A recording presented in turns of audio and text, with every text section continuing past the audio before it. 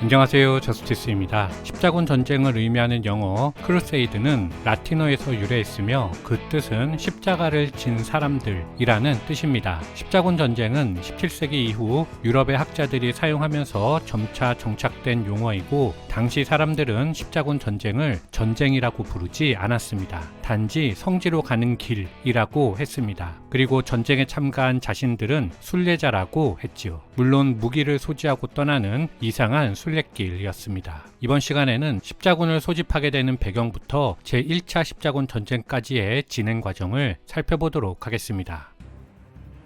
서유럽은 1071년에 비잔티움 제국이 만지케르트 전투에서 패배하며 이슬람 세력에게 농락당하는 것을 지켜보았습니다. 이제 더 이상 비잔티움 제국이 유럽의 최강자가 아니라는 것이 확인되었습니다. 그렇다면 서유럽의 교황과 황제는 더 이상 서로 연합해서 비잔티움 제국에 대항할 필요가 없었습니다. 그래서 당시 유럽의 상황은 교황과 황제, 왕들이 서로 잘났다고 서열 경쟁을 벌이던 상황이었습니다. 서열 정리를 하고 있다는 것이 포인트입니다. 각각의 국가별로 보면 당시 프랑스는 필리프 1세 시기로 지방 봉건 영주들이 분열해서 왕권이 미약했습니다. 왕은 단지 파리 임금만 통제할 수 있을 뿐이었습니다. 하지만 프랑스 왕권이 교황 아래 있지도 않았습니다. 교황권이 프랑스에서 왕권을 확실하게 앞서는 것은 1095년 클레르몽 공의회에서 필리프 1세가 교황 우르바누 2세에 의해 파문되면서 시작되었습니다. 한편 신성로마 제국 황제는 하인리 4세였습니다. 그는 교황 그레고리오 7세와 성직자 서임권 분쟁으로 유명합니다. 하인리 4세는 카노사의 굴욕을 겪으면서 교황의 권위가 신성로마 제국 황제의 권력보다 앞서 있음을 인정하게 됩니다. 잉글랜드는 정보강 윌리엄 1세와 그의 아들 윌리엄 2세 시기였습니다. 교황과 가장 멀리 떨어져 있었기 때문에 비교적 교회 문제에서 독립적인 입장을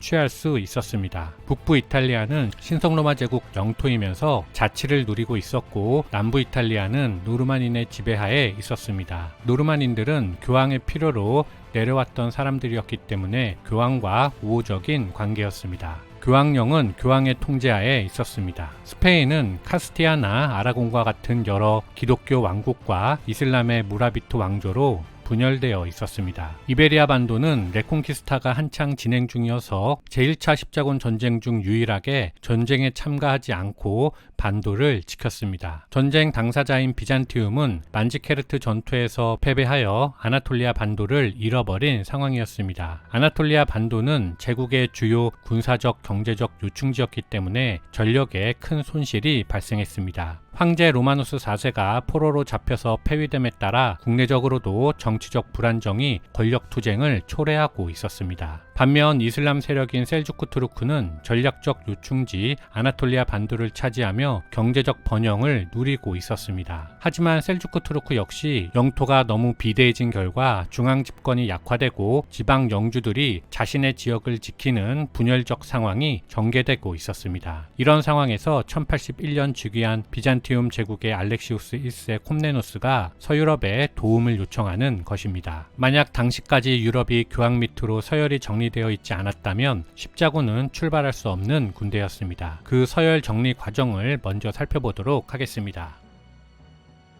교황권과 황제권의 우위가 결정되지 않은 상태에서 십자군 원정을 떠날 수는 없었습니다. 군대가 모이지 않을 것이 뻔했기 때문입니다. 1071년 펼쳐진 만지케르트 전투를 지켜보면서 교황 그레고리오 7세는 이슬람 세력의 위험을 인지했습니다. 비잔티움이 뚫리면 다음 타겟은 서유럽이 될 것이 뻔했기 때문에 교황은 십자군 전쟁이 시작되기 20년 전에 이미 파멸을 막기 위한 준비에 들어갔습니다. 그 준비는 바로 군대를 조직하는 것이었습니다. 이미 9에서 10세기를 거쳐서 바이킹이나 헝가리의 공격이 수차례 있었기 때문에 서유럽에는 외부 침략에 대비하여 무장한 기사들과 보병이 갖춰진 상태였습니다. 다만 산지하는 군대를 황제와 왕들이 통제하여 하나로 묶어낼 수 있느냐가 문제였습니다. 그레고리오 7세는 이번이야말로 자신의 우위를 확인하고 그들을 묶어낼 절호의 찬스라고 생각했습니다. 그레고리오 7세는 자신이 직접 군대를 이끌고 동방으로 출전하는 전략을 계획을 세웠습니다. 아울러 자신이 자리를 비운 사이 서유럽의 교회를 보호할 책임자로 신성로마 제국의 하인리 4세를 지목했습니다. 하인리 4세는 기쁜 마음으로 이에 응하였습니다. 하지만 둘의 관계는 금세 틀어졌습니다. 그레고리오 7세가 황제가 주교와 대주교를 임명하는 서임권에 반대하는 포고령을 내렸기 때문이었습니다.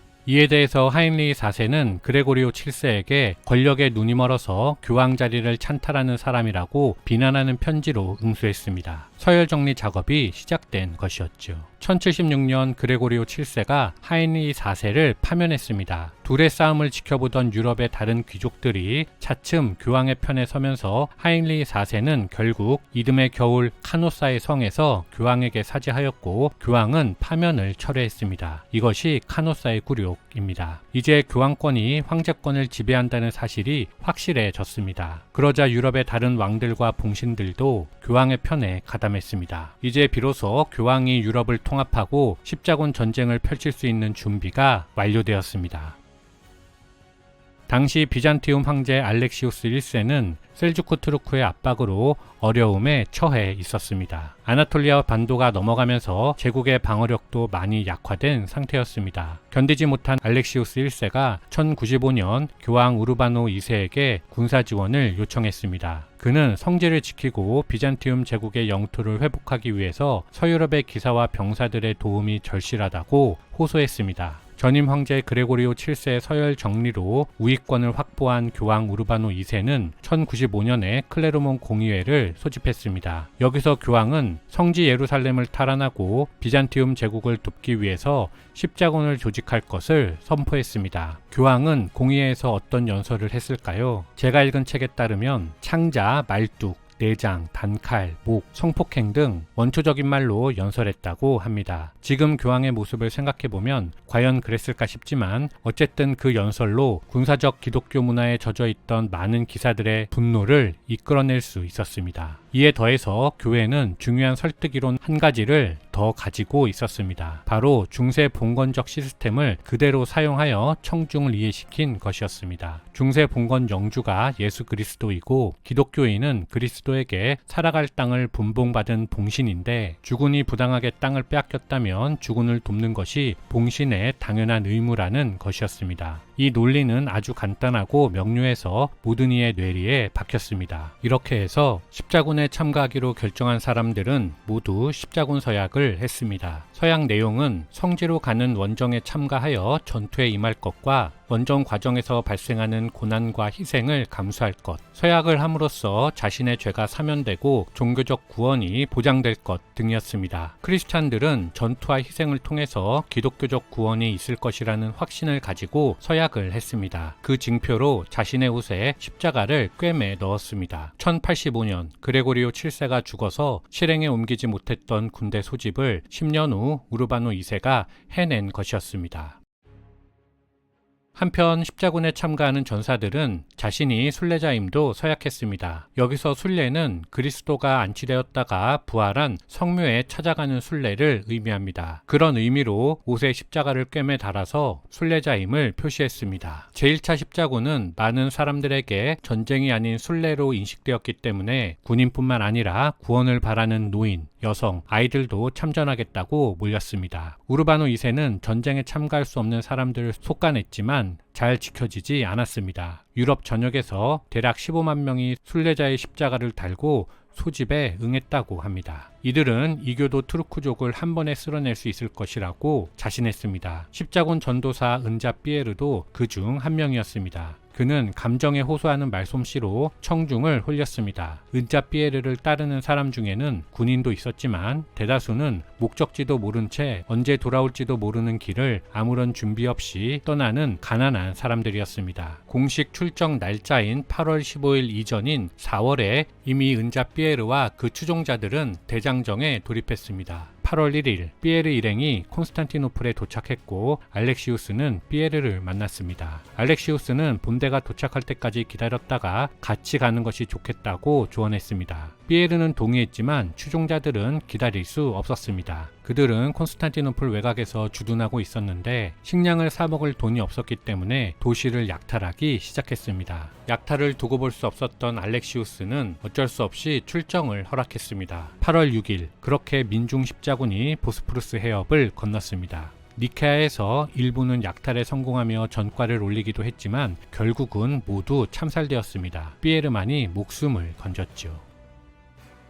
제1차 십자군 본대는 교황의 계획대로 1096년 8월 중순 출발했습니다. 주요 지도자들은 고드프루와 드 부용과 보에몽 드 타란토, 레몽 드 생질, 타나크레드 등이었습니다. 그들은 1096년 말부터 1097년 초까지 콘스탄티노플에 헤쳐 모인 후 알렉시우스 1세와 협정을 맺고 비잔티움 영토를 되찾아주는 조건으로 지원을 약속받았습니다. 1097년 5월 십자군이 니케아를 포위하고 6월에는 비잔티움 군대의 도움으로 니케아를 함락했습니다. 이어서 7월에 도로일라에서 셀주크 투르크 군대와 교전 끝에 승리하였습니다. 1097년 10월부터 이듬해 6월까지는 안티오크를 포위하고 함락시켰습니다. 이어서 1098년 3월 보에몽의 조카 발두인이 에데사를 점령하고 에데사 백국을 건국했습니다. 1099년 6월 십자군은 예루살렘을 향해 진격해서 포위하였고 7월에 함락시켰습니다. 성 안에 많은 사람들이 학살당했습니다. 고드프로와 드 부용이 성묘의 수호자라는 칭호로 예루살렘 왕국을 세우고 통치자가 되었습니다. 이후 같은 해 8월에는 아스칼론에서 이집트의 파티마 왕조를 격파했습니다. 이 전투로 사실상 십자군은 레반트 정복을 마쳤습니다.